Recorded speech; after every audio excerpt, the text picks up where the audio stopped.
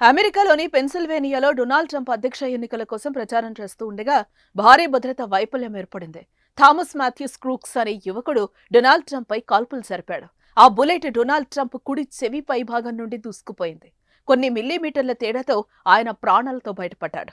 America చరిత్రని మలుపు తిప్పే ఘటనగా ఇది చరిత్రలో నిలిచిపోనుంది.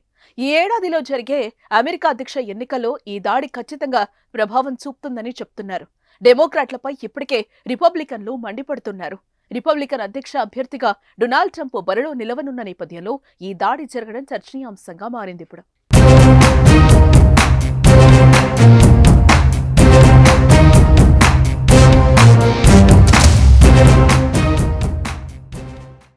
అయితే అమెరికా అధ్యక్ష అభ్యర్థులు అమెరికా అధ్యక్షులు ఇలా తుపాకీ దాడికి గురి కావటం ఇదేం తొలిసారి కాదు.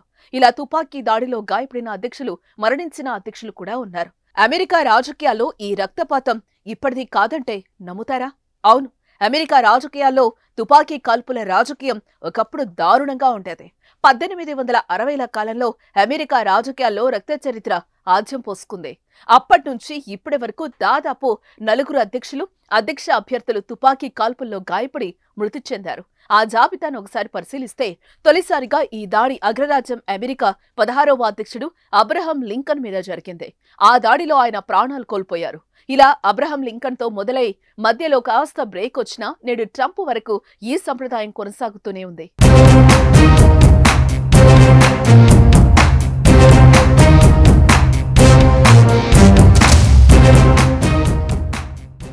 పదహారవ అధ్యక్షుడైన అబ్రహం లింకన్ 1865 ఏప్రిల్ 14న జాన్ విల్కస్ బూత్ అనే దుండగుడి చేతిలో తుపాకీ దాడికి గురయ్యారు. లింకన్ తన భార్య మేరీ టాడ్ లింకన్ తో కలిసి అవర్ అమెరికన్ కజిన్ అనే కామెడీ షో వాషింగ్టన్లో చూసి బయటకొచ్చాక ఈ దాడి జరిగింది. వెంటనే ఆయనను సమీపంలోని ఇంటికి తీసుకెళ్లి చికిత్స అందించారు. కానీ మరుసటి రోజు ఉదయమే ఆయన తుది శ్వాస విడిచారు.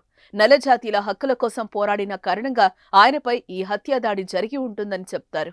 ఆ తర్వాత 1891లో మళ్లీ ఇలాంటి ఘటనే చోటు చేసుకుంది. అమెరికా 20వ అధ్యక్షుడు అమెజ్ గార్ఫీల్డ్ ఇలా హత్యకు గురైన రెండో అధ్యక్షుడు.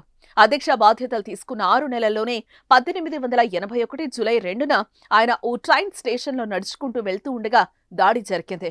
కొన్ని వారాల పాటు ఆయనకి చికిత్స అందించినా బతికించలేకపోయారు.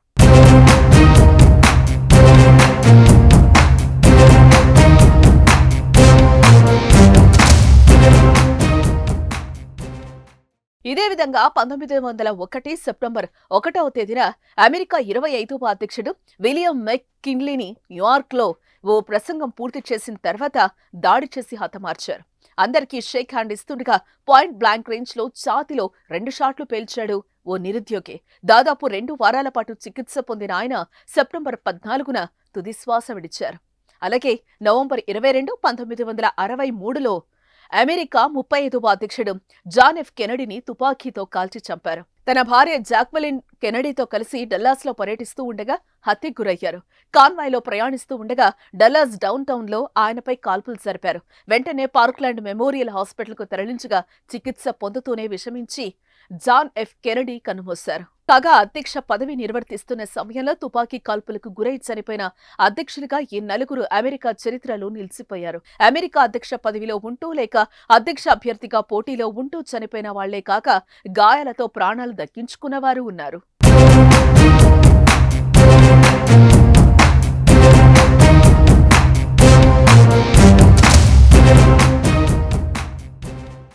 అధ్యక్షులుగా ఉంటూ Franklin Roosevelt, Harry S Truman, Ronald Reagan, George Bush బతికి బయటపడ్డారు. 1933 ఫిబ్రవరిలో ఫ్రాంక్లిన్ రూజ్వెల్ట్ పై దాడి జరిగింది. కానీ ఆయన గాయపడకుండానే తప్పించుకున్నాడు. ఆ తర్వాత 33వ అధ్యక్షుడు హ్యారీ ఎస్ ట్రూమన్ కూడా 1950లో తుపాకీ దాడిని ఎదుర్కొన్నాడు. ట్రూమన్ పై దాడి జరిగినా ఆయనకు గాయాలు కాలేదు. ఇక 38వ అధ్యక్షుడు జెరాల్డ్ ఫోర్డ్ పై వారం వ్యవధిలోనే 2 సార్లు హత్యా ప్రయత్నాలు జరిగాయి. కానీ రెండింటి నుంచి ఆయన తప్పించుకోగలిగారు. 40వ అధ్యక్షుడు రొనాల్డ్ రీగన్ తన కాన్వాయ్ వైపు వెళ్తూ ఉండగా కాల్పులు జరిగాయి. బుల్లెట్ గాయాల నుంచి ఆయన కోలుకున్నారు. ఇక ఆఖరిగా 43వ అధ్యక్షుడు జార్జ్ బుష్ పైన తుపాకీ దాడి జరగగా ఏ ప్రాణాపాయం కలగకుండానే ఆయన బతికి బట్టకట్టారు. కాగా అమెరికా అధ్యక్ష అభ్యర్థులుగా నిలిచిన Theodore Roosevelt, Robert Kennedy, George వాలెస్లపైన దాడులు జరిగాయి. రూజ్వెల్ట్ గాయాల నుంచి కోలుకున్న జాన్ ఎఫ్ కెన్నడీ సోదరుడు రాబర్ట్ కెన్నడీ మాత్రం 1968లో అధ్యక్ష రేసులో ఉండగా కాల్పుల్లో మరణించాడు. వాలెస్కు బుల్లెట్ గాయాల కారణంగా నడుము కింది భాగం మొత్తం పక్షవాతం వచ్చింది. తాజాగా అధ్యక్ష రేసులో ఉండి కాల్పుల్లో గాయాలతో బతికిన జాబితాలోకి మాజీ అధ్యక్షుడు డొనాల్డ్ ట్రంప్ ఎక్కి రికార్డు సృష్టించాడు.